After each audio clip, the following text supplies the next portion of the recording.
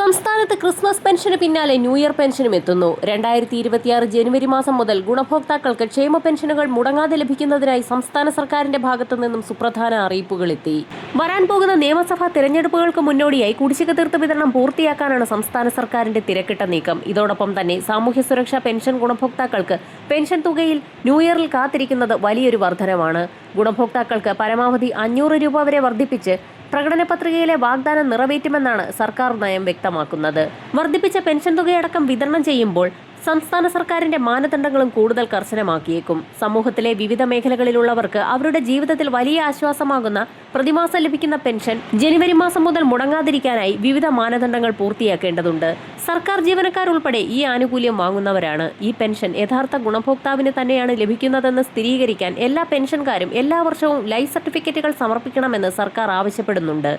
സർക്കാർ രേഖകൾ അപ്ഡേറ്റ് ചെയ്യാൻ മാത്രമല്ല, തട്ടിപ്പും വഞ്ചനയും ഉൾപ്പെടെ നടക്കാതിരിക്കാനുള്ള ഒരു പ്രത്യേക മാർഗം കൂടിയാണിത്.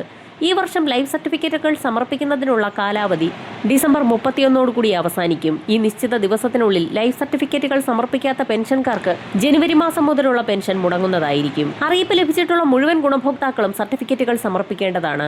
ഗുണഭോക്താവ് ജീവിച്ചിരിപ്പുണ്ടെന്ന് തെളിയിക്കുന്ന ലളിതവും നിർണായകവുമായ രേഖയാണ് ലൈഫ് സർട്ടിഫിക്കറ്റ്. ഈ രേഖയുടെ അടിസ്ഥാനത്തിലാണ് സർക്കാരും ബാങ്കുകളും പെൻഷൻ പേയ്മെന്റുകൾ തുടരുന്നത്. ഈ സർട്ടിഫിക്കറ്റുകൾ കൃത്യസമയത്ത് സമർപ്പിച്ചില്ല എങ്കിൽ സർക്കാർ പെൻഷൻ ആനുകൂല്യം നിർത്തുന്നതാണ്. മാത്രമല്ല, ഇത് പുനരാരംഭിക്കാൻ കൂടുതൽ സമയമെടുക്കാനും സാധ്യതയുണ്ട്. ലൈഫ് സർട്ടിഫിക്കറ്റുകൾ സമർപ്പിക്കാൻ വിവിധ വഴികളുണ്ട്. ഇതിനായി പെൻഷൻ എത്തുന്ന ബാങ്കുകളിലാണ് ഉപഭോക്താവ് പോകേണ്ടത്. അവിടെയുള്ള ലൈഫ് സർട്ടിഫിക്കറ്റ് ഫോം പൂരിപ്പിച്ച് നൽകണം. വർഷങ്ങളായി കൂടുതൽ പെൻഷൻകാരും ഈ രീതിയാണ് പിന്തുടരുന്നത്. വ്യക്തിഗത തിരിച്ചറിയൽ രേഖയും ആവശ്യമായ വിശദാംശങ്ങളും പരിശോധിച്ചതിനു ശേഷം ബാങ്ക് ജീവനക്കാർ സർട്ടിഫിക്കറ്റ് സ്വീകരിക്കുകയും ഇക്കാര്യം സർക്കാരിനെ അറിയിക്കുകയും ചെയ്യും. ഇതിനു പുറമെ പെൻഷൻകാർക്ക് ഇപ്പോൾ അവരുടെ വീടുകളിൽ നിന്ന് ഡിജിറ്റൽ ലൈഫ് സർട്ടിഫിക്കറ്റുകൾ സമർപ്പിക്കാനുള്ള ഓപ്ഷനുണ്ട്. ആധാർ അധിഷ്ഠിത ഫേസ് ഒതന്റിക്കേഷൻ അഥവാ മുഖം തിരിച്ചറിയൽ സംവിധാനം വഴിയാണിത്. മൊബൈൽ ഫോൺ, ഇന്റർനെറ്റ് കണക്ഷൻ, ആധാറുമായി ബന്ധിപ്പിച്ച മൊബൈൽ നമ്പർ എന്നിവ ഉപയോഗിച്ച് പെൻഷൻകാർക്ക് തങ്ങളുടെ മുഖം സ്കാൻ ചെയ്ത് മിനിറ്റുകൾക്കുള്ളിൽ ലൈഫ് സർട്ടിഫിക്കറ്റ് സമർപ്പിക്കാൻ കഴിയും. മറ്റൊരു വഴി, ബാങ്കിൽ പോകാൻ കഴിയാത്തവർക്കും ഡിജിറ്റൽ രീതികൾ ഉപയോഗിക്കാൻ ആഗ്രഹിക്കുന്നവർക്കും ജീവൻ പ്രമാൺ ആപ്പ് ഏറെ ഉപകാരപ്രദമാണ്. ആപ്പ് ഡൗൺലോഡ് ചെയ്ത ശേഷം ആധാർ നമ്പർ, ബാങ്ക് വിവരങ്ങൾ, മുഖം തിരിച്ചറിയൽ എന്നിവ ഉപയോഗിച്ച് പ്രക്രിയ പൂർത്തിയാക്കാനാവും.